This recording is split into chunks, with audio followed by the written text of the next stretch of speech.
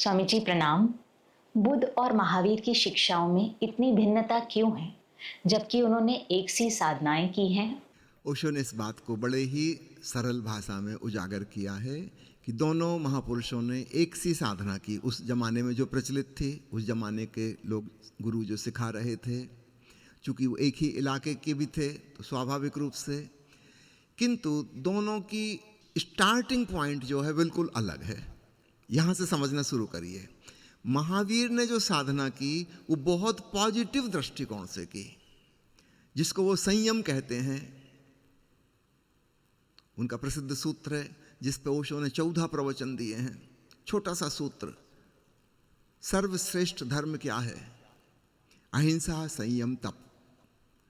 छोटा सा प्रश्न है, छोटा सा उत्तर है। सर्वश्रेष्ठ धर्म क्या है? अहिंसा, संयम, तप। इस एक सूत्र पे ओशो 14 प्रवचन दिए। जरा सोचिए। संयम को समझाया, और संयम में ओशो ने बताया कि साधारणतः हम जिसको संयमी कहते हैं, हमको लगता है कि इसको बाहर की चीज़ों में कोई रुचि रुझान नहीं है। उसका कारण ये है, उसको भीतर इतनी रुचियां पैदा हो गई, इतना रस आ रहा है, वह आनंद मगन है कि बाहर की चीज़ों की अब उसको परवाह ही नहीं रही। तो हमारी गलत धारणा है कि उसने जानबूझ के कुछ दमन किया है, संयम किया है। आज की भाषा में हम संयम को दमन समझने लगे, रिप्रेशन। किसको स्वादिष्ट भोजन में कोई रुचि नहीं है, अच्छे अच्छे पेय पदार्थ की तरफ देखता भी नहीं है, खूबसूरत कपड़ों में इसकी कोई रुचि रुझान नहीं है। क्या हो गया है? हम समझते हैं अरे बड़ा संयमी है। नहीं, ओशो ने समझाया है महावीर का संयम ऐसा संयम नहीं है। भीतर रस आ रहा है, भीतर अतीन्द्रिय क्षमताएं खुल गई और इतने आनंद विभोर हैं वो। अब बाहर की रूखी सूखी रोटी भी उनके लिए बहुत तृप्तिदायी है। अब तो वो पानी भी पीते हैं तो उसमें भी इतना स्वाद आ रहा है, किसी और पेय पदार्थ की आवश्यकता उनको लगती ही नहीं, ख्याल ही नहीं आता, इतने संतुष्ट है वो। तो महावीर का संयम बिल्कुल अलग है। एक पॉजिटिव साधना उन्होंने की थी। और हम स्टार्टिंग पॉइंट भी देखें, वो कोई घर छोड़ के भाग नहीं गए थे। उनका भाव था कि सन्यासी हो जाऊं। एक बार उन्होंने अपनी माँ से कहा, माँ ने बुरी तरह डांट दिया कि मेरी उम्र है सन्यासी होने की, तू अभी जवान है, क्यों सन्यासी होगा? खबरदार जो मेरे जीते जी कभी दोबारा ये शब्द तेरी जुबान पे आया। महावीर चुप रह गए, दोबारा कभी नाम ही नहीं लिया। माँ भी थोड़ी हैरान हुई, बड़े सन्यासी होने जा रहे थे, अब तो कोई बात ही नहीं करता, बात ही खत्म हो गई। माँ ने भी ऐसा सोचा नहीं था। फिर एक दिन माँ समाप्त हो गई। कुछ सालों के बाद शमशान से लौट रहे थे, माँ की चिता को जलाकर अपने बड़े भाई से कहा कि माँ ने ऐसा ऐसा कहा था 10 साल पहले, तुम्हें 10 साल कुछ नहीं बोला, अब माँ चली गई, अब सबसे बड़े आप ही हैं परिवार में, आपकी अनुमति मांगता हूँ। भाई तो बेचारा रोने लगा। उसने कहा हद हो गई, अभी माँ की मृत्यु हुई है, तू मेरा छोटा भाई भी मुझे छोड़ के चला, खबरदार जो ये नाम लिया कभी दोबारा सन्यास का। चलो माँ तो 25 साल बड़ी थी, स्वाभाविक था उनका दुनिया से जल्दी विदा होना। बड़ा भाई तो सिर्फ 2 साल बड़ा है, कुछ पक्का नहीं महावीर पहले विदा होंगे दुनिया से कि बड़ा भाई विदा होगा। लेकिन महावीर चुप रह गए, उनका कोई बात नहीं। वो तो भीतर भीतर ऐसे रस विभोर होने लगे, अंतर यात्रा में डूब डूब के मगन रहने लगे। धीरे धीरे ऐसा लगने लगा कि वो हैं कि नहीं है महल में, किसी काम में दखलंदाजी नहीं करते, किसी बात में बीच में बोलते नहीं हैं, होना नहीं होने जैसा हो गया, कुछ पता ही नहीं चलता। आखिर घर के लोगों ने मीटिंग की, पूरे राज परिवार ने, और बड़े भाई ने कहा कि मुझे ऐसा लगता है कि हम उनके साथ अत्याचार कर रहे हैं। मेरे कहने से वो रुक तो गए, लेकिन ऐसा लगता है कि उनका शरीर ही यहाँ रुका है, आत्मा तो जा चुकी है। तो हम लोगों को विचार करना चाहिए, क्या हम ठीक कर रहे हैं उन्हें रोककर, या कुछ गलत तो नहीं कर रहे। आखिर सब लोगों ने तय किया कि जब ऐसा लगता है कि वो चले ही गए, नाम मात्र को यहाँ है, तो क्यों ना फिर हम उनसे कहें कि आपको जैसा उचित लगता है आप वैसा ही करें। जब महावीर से कहा, उन्होंने कहा तो ठीक। ना उन्हें रुकने में कोई समस्या थी, ना जाने में कोई समस्या है, चले गए। जाते जाते अपना सब कुछ दान कर गए। सिर्फ एक चादर जो वो पहने हुए थे, शाम का समय था, जब जंगल में जा रहे थे, किसी कटीली झाड़ी में वो चादर फंस गई। महावीर को हंसी आ गई, कहा कि सब कुछ तो मैं दे आया, ये झाड़ी ये चादर भी मांग रही है, और उतार के वो चादर भी वहाँ छोड़ दी। धन्यवाद दिया परमात्मा को, तूने अच्छा संकेत किया। ये कपड़ा पहन के जंगल में जाने का क्या मतलब? मनुष्यों के बीच में रहना तो ठीक थे, जंगल में कौवे देख के मुझे हंसेंगे, हिरण देख के हंसेंगे कि जी कैसा पागल आ गया, कपड़े पहने हुए हैं, जंगल में सब नग्न रह रहे हैं प्राकृतिक ढंग से। अच्छा हुआ इस झाड़ी ने चादर भी मेरी मांग ली। उनकी नग्नता भी जबरदस्ती थोपी हुई नहीं है, सहज रूप से एक घटना घटी, उसका परिणाम है। कोई जानबूझ के नहीं त्यागी, कोई संयम और दमन नहीं किया है कि निर्वस्त्र रहने का संकल्प ले लिया कि धूप गर्मी बरसात में सब सहूंगा। कोई तपस्या नहीं कर रहे हैं, बड़ा फर्क है।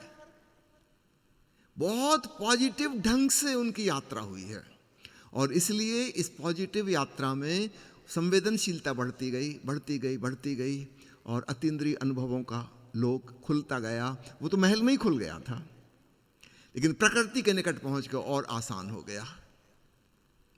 मनुष्यों की दुनिया से दूर इसलिए नहीं हटे थे कि कोई दुश्मनी है परिवार से, इसलिए कि प्रकृति के निकट बहुत सरलता से, सुगमता से चीजें हो जाएंगी। तो प्रकृति में पहुंचने का एक नैसर्गिक आकर्षण, इस बात को समझना, दिस इज समथिंग पॉजिटिव।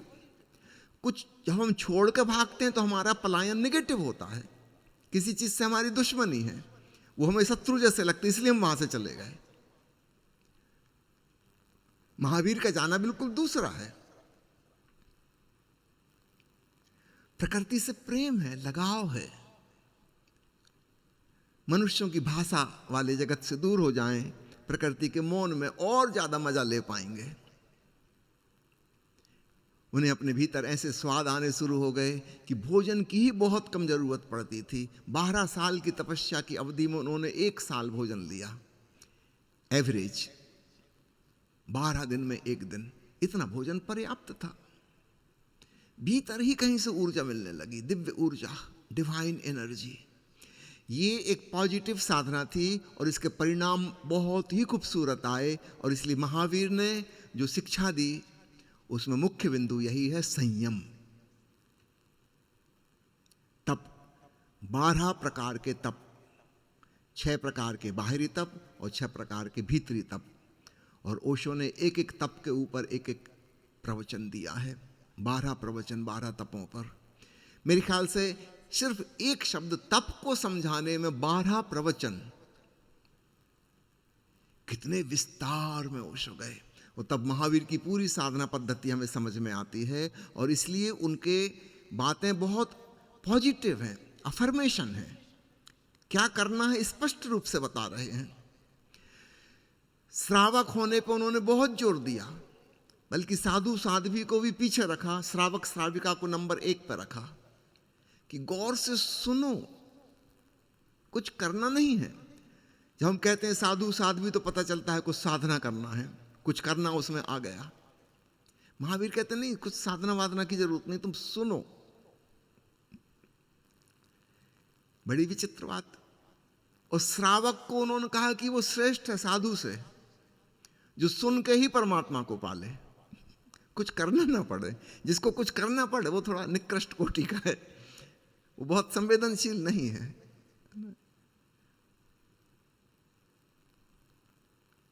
तो महावीर की साधना चूंकि बिल्कुल अलग थी, उसके परिणाम बिल्कुल अलग आए। साधना के द्वारा उन्होंने पॉजिटिवली पाया, और उन्होंने फिर वही बताया। अब भगवान बुद्ध की कहानी देखें, बिल्कुल नेगेटिव है। पहली बार उन्हें 29 साल की उम्र में पता चला कि बूढ़े भी होते हैं और मर भी जाते हैं, और जला भी दिए जाते हैं।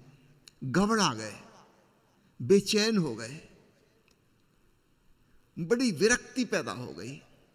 उसी दिन उनके बेटे का जन्म हुआ था और रात को वो घर छोड़कर भाग गए। अपनी पत्नी को बताया तक नहीं, पिता को बताया तक नहीं। अब आप तुलना करिए महावीर से। ये भागना नेगेटिव है, ये पलायन है। संसार के जाल से घबरा गए कि अरे ये तो सब नष्ट हो जाना है, मैं मर जाऊंगा एक दिन। ये बेचैनी, ये अकुलाहट, ये व्याकुलता, महावीर का जाना कितना सौम्य, शांत, अहिंसक ढंग का था। बुद्ध के जाने में भी एक सूक्ष्म हिंसा छुपी है। जरा सोचो पत्नी पे क्या गुजरी होगी जब सुबह उसको पता चला कि उसके पति देव नदारद हैं। और बेचारा बेटा, उसने तो बाप का मुंह भी नहीं देखा था। और बूढ़ा बाप, उसकी इकलौती संतान जिसको राज्य का उत्तराधिकारी बनना था, वो गायब हो गई।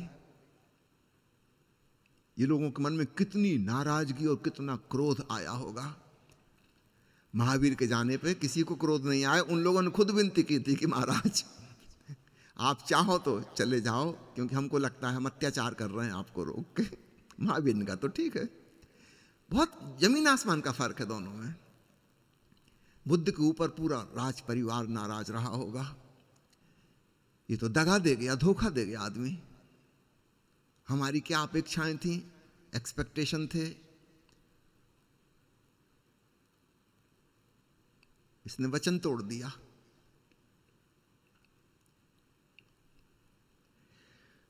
चूंकि बुद्ध इस नेगेटिविटी के साथ साधना किए, इसलिए उनकी कोई भी साधना सफल नहीं हुई। 99 बार उन्होंने गुरु बदले।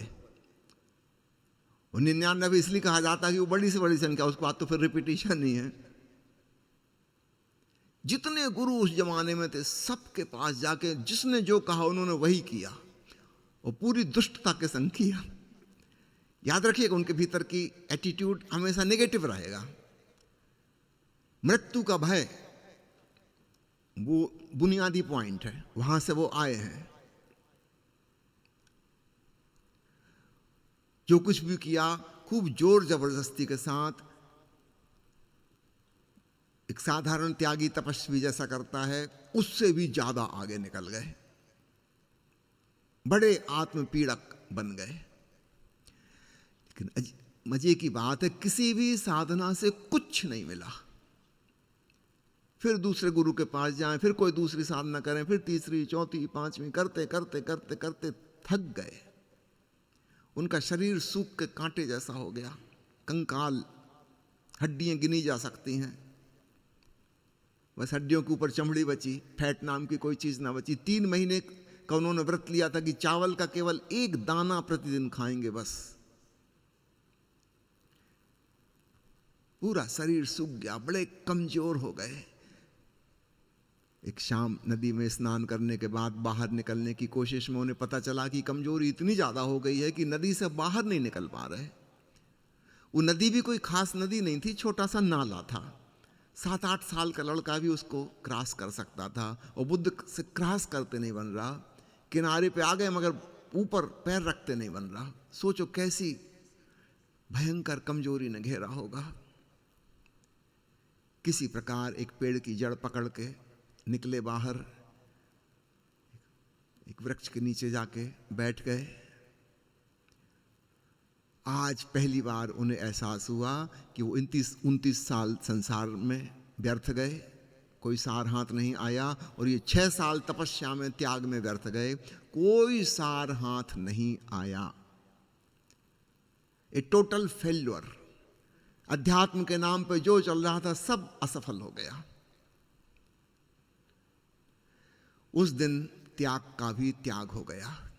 सूफी जैसे कहते हैं, तर्क तर्क, ही रिनाउंस्ड द रिनंशिएशन। मन से पूरी बात ही गिर गई। 29 साल पहले संसार छूटा था, आज सन्यास भी छूट गया, आज धर्म भी छूट गया, मोक्ष निर्वाण भी छूट गए। कोई मतलब की बात नहीं, सब व्यर्थ है, बकवास है। कोई महिला उस वृक्ष के नीचे एक कटोरा खीर रख गई थी। 3 महीने पुरानी भूख थी पेट में, और सामने खीर का कटोरा, और त्याग की पूरी धारणा उन्होंने छोड़ दी। छोड़ क्या दी, छूट गई, अनुभव से छूट गई। उन्होंने भरपेट खीर खाई। जो 4 शिष्य उनके पीछे पड़े रहते थे जबरदस्ती, उन्होंने देखा अरे गौतम सिद्धार्थ तो भ्रष्ट हो गया, इसने खीर खा ली। वे लोग छोड़ के चले गए। बुद्ध बड़े प्रसन्न हुए कि इन दुष्टों से भी छुटकारा हुआ। पीछे ही पड़े थे उनके कई सालों से। उनको लगता था महान तपस्वी। बुद्ध ने कई बार कहा कि मुझे खुद ही नहीं मिला परमात्मा, मैं तुम्हें क्या बताऊं, और वो मानते नहीं। तो कहते आप इतने महान तपस्वी, आज नहीं कल आपको मिलेगा। आज उन्होंने देख लिया कि ये तो भ्रष्ट हो गया, खीर खा ली इसने, अपना व्रत तोड़ दिया 3 महीने का, वो छोड़ के चले गए। बुद्ध आज चैन की नींद सोए, कोई स्वप्न भी नहीं आया, क्योंकि स्वप्न अधूरी इच्छाओं के आते हैं। जब संसार में थे तो संसार की कामनाएं थी, सपने में वो डोलती थीं। पिछले 6 सालों से धार्मिक कामनाएं थीं, ईश्वर से मिलना है, स्वर्ग पहुंचना है, मोक्ष प्राप्त करना है, निर्वाण जाना है, इनके सपने आते थे। आज निष्कामना है और इसलिए बिना स्वप्न के हैं। गहरी नींद लगी। 6 सालों के बाद ऐसी नींद आई थी, क्योंकि कोई कामना ही नहीं थी। चित्त निर्विचार, निस्वप्न। विचार तो हम उसका करते हैं ना जो हमें पाना है, कहीं जाना है, कहीं पहुंचना है, फलाने से मिलना है, ये कहना है, वो कहना है। सब चीजें निरर्थक हो गई। अब तो ईश्वर से भी नहीं मिलना है। पूर्ण निर्विचार। और सुबह आंख खुली, नींद पूरी हो गई थी, भोर का आखिरी तारा डूब रहा था। देखते देखते तारा विलीन हो गया, और बुद्ध के भीतर से भी कुछ वो जो अहम भाव था वह विलीन हो गया, और जो रह गया वह महाशून्य। तो बुद्ध को किसी साधना के द्वारा नहीं मिला, महावीर को साधना के द्वारा मिला। तो इसलिए महावीर जो उपदेश देंगे वो बिल्कुल अलग होगा, और बुद्ध जो उपदेश देंगे वो बिल्कुल अलग होगा। महावीर की बात फुल ऑफ पॉजिटिविटी होगी, और बुद्ध जिन शब्दों का प्रयोग करेंगे वो सब नकारात्मक और निगेटिव होंगे। वो परमात्मा नहीं कहेंगे, कभी नहीं कहेंगे। उन्होंने इनकार कर दिया आत्मा को, परमात्मा को, सबको कहेंगे शून्य। ये निगेटिविटी का क्लाइमैक्स है, महाशून्य, जहां कुछ भी नहीं बचेगा।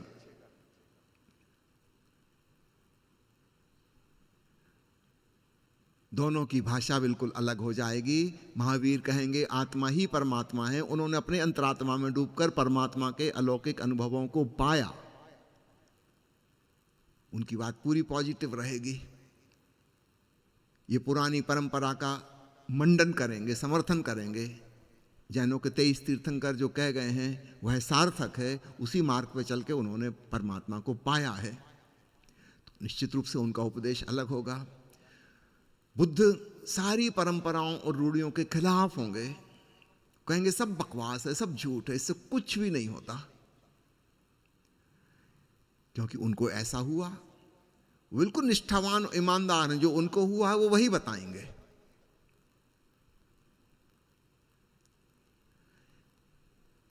दूसरी बात, इनके आसपास जो लोग एकत्रित होंगे, इनको देखकर भी बातें कही जाती हैं। यद्यपि दोनों की अनुभूति समान है, लेकिन अभिव्यक्ति फिर भी अलग अलग होगी।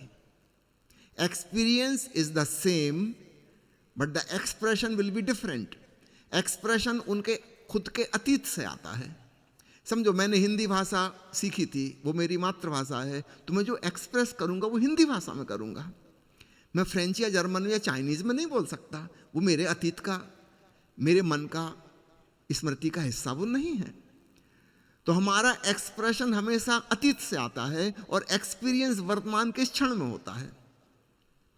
जब प्रकट करने चलेंगे तो अपनी पुरानी भाषा का उपयोग करना होगा बताने के लिए।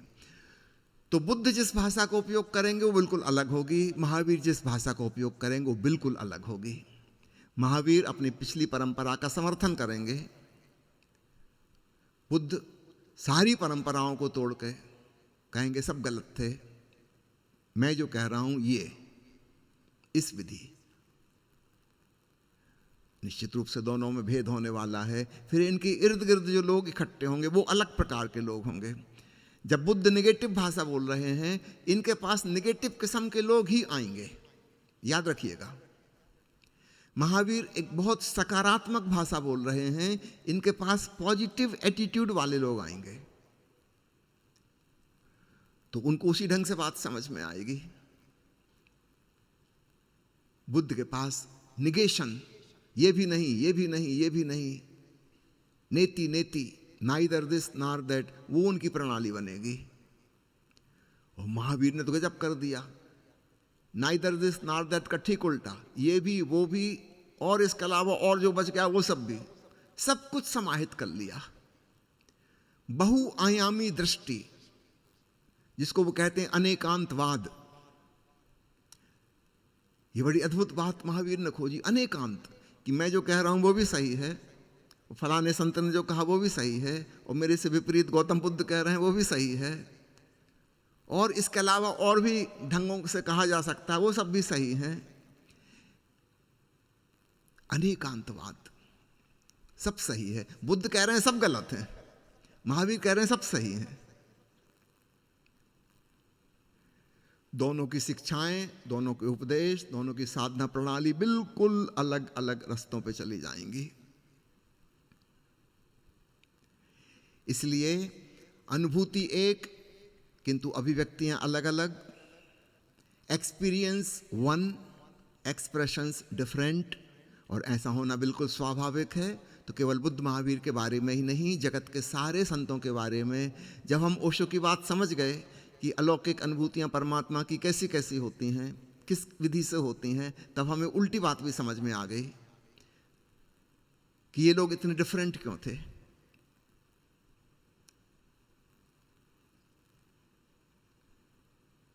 गुरु नानक को संगीत का बड़ा शौक था। कोई उनसे सवाल पूछता था तो वो खड़े हो जाते और गीत गाने लगते। आशु कवि तुरंत, वो साधारण गद्य में बोल के उत्तर नहीं देते थे, कविता में। और उनके साथ ही बाला और मर्दाना वाद्य यंत्र लिए उनके साथ ही चलते थे। नानक गाने लगते, वो बजाने लगते, मगन हो जाते। सुनने वाला भी चौंक जाता होगा कि हमने बड़ा बौद्धिक तार्किक सवाल पूछा था, ये कैसा उत्तर। मस्ती में झूम रहे हैं, गा रहे हैं, संगीत बज रहा है। निश्चित रूप से गुरु नानक ने जब परमात्मा को जाना, कहते ना 3 दिन समाधि की सरिता में डूबे रहे, पता ही नहीं चला कहाँ हैं। अर्थात अहंकार खो गया, ओंकार में लौलीन हो गए, ओंकार ही हो गए। और इसलिए समाधि से निकल के 3 दिन बाद जो उन्होंने पहले वचन कहे जपजी साहब के, एक ओंकार सतनाम, पहली घोषणा परमात्मा के बारे में बताई कि वह एक ओंकार स्वरूप है, यही उसका सच्चा नाम है, ओम। बुद्ध से हम ऐसी उम्मीद नहीं करते। बुद्ध को कोई संगीत का शौक नहीं था। उनकी किसी कहानी में नहीं आता कि वो कभी वीणा बजाते हो, संगीत सुनते हो, कहीं कोई वर्णन नहीं आता। उनको कोई रुचि नहीं थी। नानक की तरह वो नहीं कह सकते एक ओंकार सतनाम, ये नानक ही कह सकते हैं। अलग अलग प्रकार के लोग जिस जिस मार्ग से पहुंचे, उनकी अभिव्यक्ति में वह चीज प्रधान हो जाएगी। पुराने युग में इसलिए एक संत के शिष्य दूसरे संतों की बातों को नहीं समझ पाते थे, वो उनको विपरीत और दुश्मन जैसे लगते थे, बड़ी शत्रुता लगती थी। ओशो के बाद हम महासौभाग्यशाली शिष्यगण हैं, हमें सबकी बात खूब अच्छे से समझ में आ जाती है, क्योंकि हमें पता है प्रभु के मंदिर के बहुत सारे द्वार हैं, कोई कहीं से प्रवेश किया, कोई कहीं से प्रवेश किया, वो उसी का गुणगान गाएगा। ओशो ने हमारे लिए सब द्वार खोल कर रख दिए। वो कहा कि कंजूसी नहीं करना, सब स्वादों को, सब रंगों को चखो, सबका मजा लो। और दुनिया के सारे संतों की वाणी हमारे लिए सहज बोधगम्य हो जाती हैं। हमें लाओत्सु की बात भी समझ में आ जाती है, हेराक्लाइटस की भी समझ में आ जाती है, कबीर साहब की भी आ जाती है, नानक की भी आ जाती है। हम महावीर से भी राजी हैं और बुद्ध से भी राजी हैं। सच पूछो तो अनेकांतवाद पहली बार इतना व्यापक रूप लिया है, सब कुछ समाहित है, यहां तक कि हमें नास्तिकों की बात भी समझ में आ जाती है। ओशो ने पहली बार रास्ता खोला कि आस्था, विश्वास, श्रद्धा की कोई जरूरत नहीं है, आ जाओ। नास्तिकों के लिए भी द्वार खोल दिया, क्योंकि वो जो कह रहे हैं इसमें कितनी वैज्ञानिकता है, बिल्कुल स्पष्ट समझ में आ रहा है। जैसे हमारी बाहर की इंद्रियां हैं, ऐसी हमारी भीतर भी अतीन्द्रिय क्षमताएं हैं। So simple. और प्रयोग करके देख लो, कोई मानने की जरूरत यहां भी नहीं है। आप एक घंटी की आवाज सुनो, फिर घंटी की आवाज धीमी कर दो, और धीमी कर दो, और धीमी कर दो, और बंद कर दो, और बंद कमरे में आप चुपचाप बैठे सुन रहे हो सन्नाटे में, और आप अपने भीतर की ध्वनि सुन लो। तो जो कुछ भी है वो एक्सपेरिमेंटल है, साइंटिफिक टेक्नोलॉजी की भांति। मानने का कोई सवाल नहीं, इसे नास्तिक भी कर सकता है, इसमें क्या प्रॉब्लम। हम कह ही नहीं रहे कि तुम ईश्वर को मानो, कि कोई पूजा प्रार्थना करो, कोई जरूरत नहीं। अपने घर में बैठ के चुपचाप ये 5 मिनट का प्रयोग कर लो।